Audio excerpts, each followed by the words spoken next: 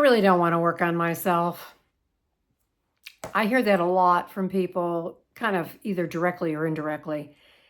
Hi, I'm Marian Massie. I'm a clinical hypnotherapist and success coach. And I've helped thousands of people over 20, 30 years change and grow and become more conscious as people and help them understand how life works.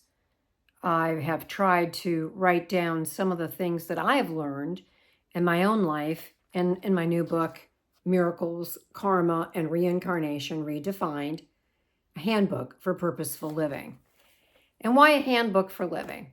You know, most of us, we want to pay our bills, make the money, have a little bit of happiness, and be on our way.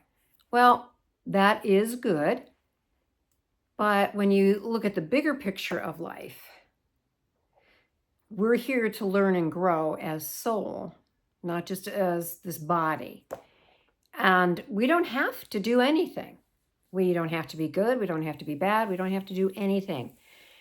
But we will reap whatever actions we sow. That's karma, good, bad, or indifferent.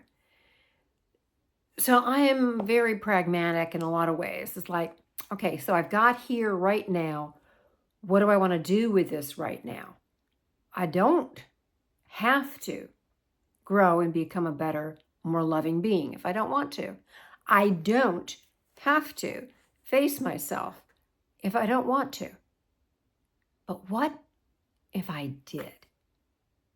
What if I just take one little chunk every day and say, let me work on my thinking. Let me work on processing my emotions better. Let me work on becoming more aware of what my actions and thoughts really produce. Let me try to delve in with what is my next spiritual step. Because if you do decide to work on yourself, it becomes no longer work. It becomes what you do. It's like the difference between people that love what they do for a living and people that don't. Yes, they put in the time to produce great results in their business or their job, but they love every minute of it. Have you ever had a sport or a hobby that, yeah, you put a lot of effort into it because you loved it, because there was a passion? And it was, if you put down a word, it was work, but it wasn't work. You got something from it. So much more with your own life. Why are things happening to me? How can I change this? How can I change my thinking? How can I process my emotions? Why is a specific thing happening to me? How can I connect more deeply to spirit? As you work, as you focus your life from that perspective, that there's more to it than just getting through the day and paying your bills, that you start to take ownership of your life, responsibility. You captain your daily life. It becomes so much more rewarding. Even the hardships, you go, okay, I'm beginning to understand how life works. Is Spirit trying to teach me something? Am I letting go of something? What does this mean? And by approaching life in this way, I guarantee you will get answers.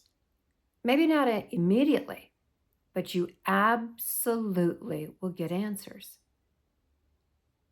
I'm a firm believer in the law of cause and effect, which means what you do in this moment creates your future.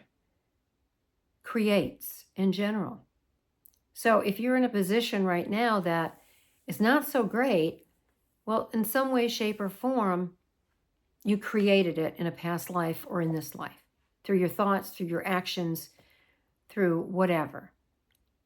If you take ownership of it, you can start to dig yourself out of it and create something new. The problem is a lot of people don't want to look at themselves. I had to do that many times, and I have many stories about that in my book. Through relationships, I had to take a good look at myself of why I was keep attracting the same kind of things over and over again. Dietary. I was having a problem one time with gut issues, and I kept asking, what did I need to know? And I got the answer. All those stories are in my book. If there is an issue, it's there for your growth in some way, shape, or form. To let it go, to create more wisdom, or to open your heart to more love. If you like what you hear or don't like, please comment. I want to create a dialogue with you. Please tell others about my site and subscribe. Punch the subscribe button. And until next time, remember, you have a choice. You always have a choice. What do you want to create? Do you want to avoid something that eventually in this life, in the next life, or whatever, you're going to have to face it sometime? So you might as well face it now. Or do you want to really create? It's your choice.